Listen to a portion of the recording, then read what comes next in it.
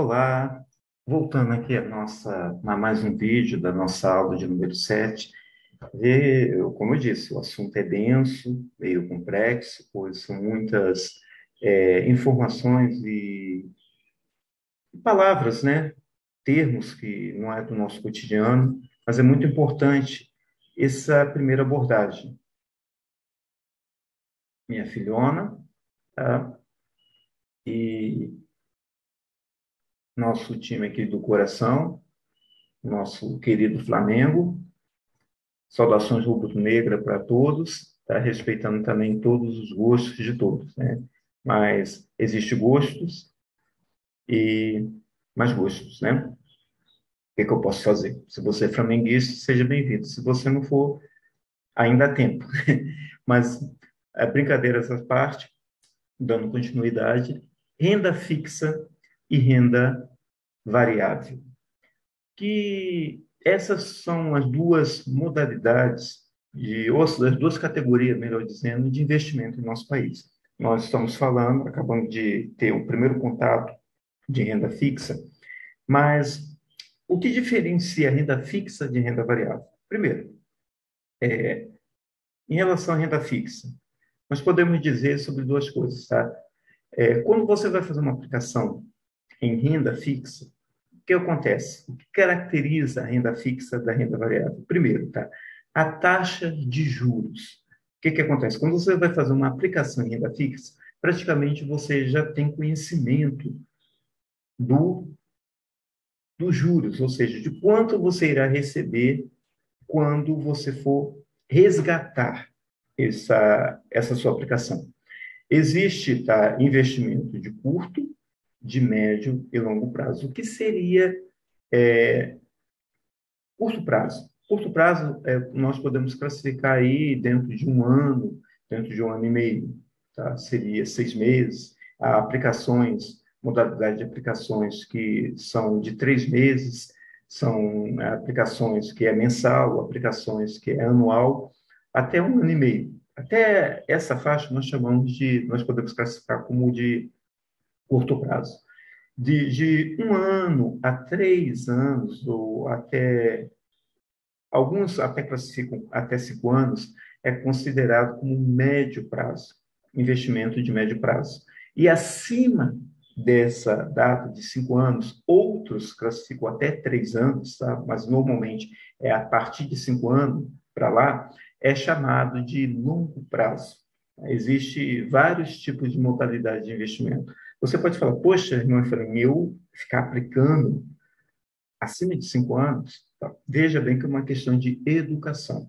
Educação financeira está começando a engatear em nosso país.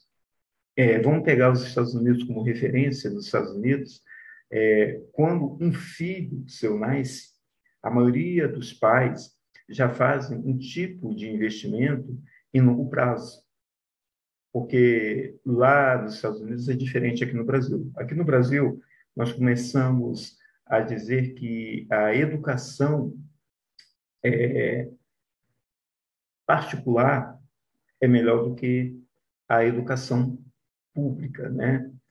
Principalmente no nível básico. Quando eu falo básico, eu estou me referindo tanto a fundamental como ao ensino médio.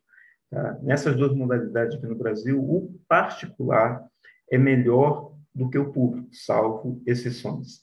Já nos Estados Unidos é diferente. A escola pública, na maioria dos lugares, que lá é diferente daqui do Brasil, cada estado tem uma autonomia muito maior do que aqui no nosso país. A educação pública ela é muito mais bem vista. Agora, aqui no Brasil, quando nós chegamos no nível superior, você vê que a procura das faculdades públicas são melhores, bem mais vista, bem melhor, bem mais visto do que a particular. Nos Estados Unidos já é o contrário. As universidades públicas, elas são muito melhores do que quer dizer, as particulares são muito melhores do que as públicas, ok? Por quê? Porque o próprio governo investe muito mais em pesquisa nas particulares, então por isso que há essa procura. Então, o que acontece? Quando um filho nasce de um casal nos Estados Unidos ou é adotado, tá? Que a adoção é uma coisa linda, tá? É linda. como nós falamos em outras aulas que nós tivemos, tá? Nas aulas passadas, nos semestres passados, nós falamos sobre adoção. Aqui não é muito praticado, mas é um gesto de amor muito lindo. Foge o que nós estamos falando aqui, tá? Mas vem aqui no na nossa mente. Então, o que acontece? Quando você tem uma criança, você já faz investimentos a longo prazo. Quando aquela criança chega na idade de fazer a sua faculdade, praticamente o valor do período que ela vai ficar na faculdade não é só mensalidade, mas alimentação, estadia, tá? Já está toda paga, porque foi investido, foi feita uma poupança, foi feito um investimento para aquela modalidade. E investimento é isso. Investimento é não é você deixar de gastar, é você programar um gasto mais adiante. Vamos supor, eu quero adquirir um bem, eu quero comprar algo. Então você começa a investir e programa para fazer isso mais adiante, de uma maneira mais fácil, mais suave, ok? Tá? Investimento é poupar e fazer com que poupar praticamente é você guardar.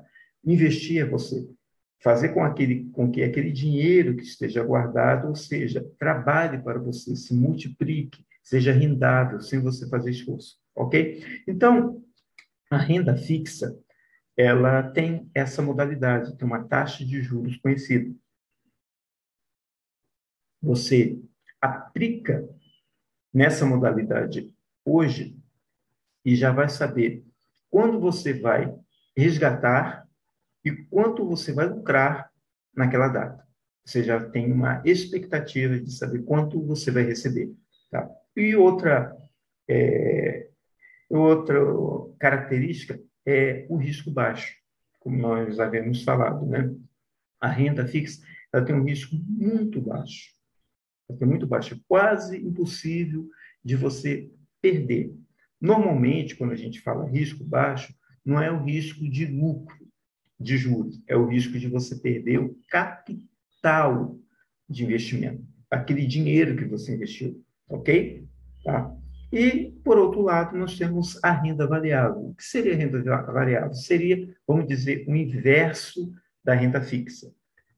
Podemos falar que a taxa de juros é desconhecida, você ainda não sabe o quanto você vai receber, porque os índices que estão por trás da renda variável, ela pode ser mudada, pode ser flexível, ok? Você não consegue saber o que vai acontecer. É aquela questão que eu te disse, que o mercado financeiro é especulativo, então é dentro dessa área, como, por exemplo, a Bolsa de Valores, as ações da Bolsa de Valores. Você não consegue saber, tá, qual vai ser, como aquela aplicação é, ela vai se movimentar, ela vai atuar no decorrer do dia, no decorrer do prazo daquela aplicação, ok? Na renda variável, aplicações diária, tá?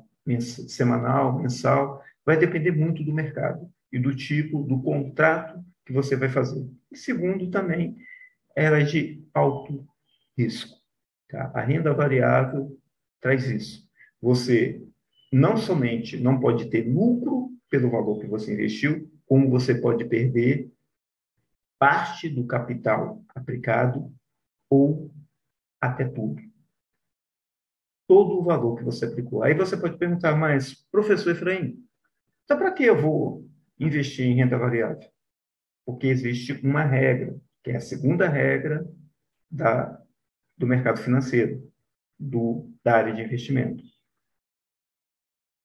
O primeiro nós vimos, nunca invista naquilo que você não conheça. E o segundo é, quanto mais uma modalidade de aplicação for arriscada, maiores lucros você vai ter.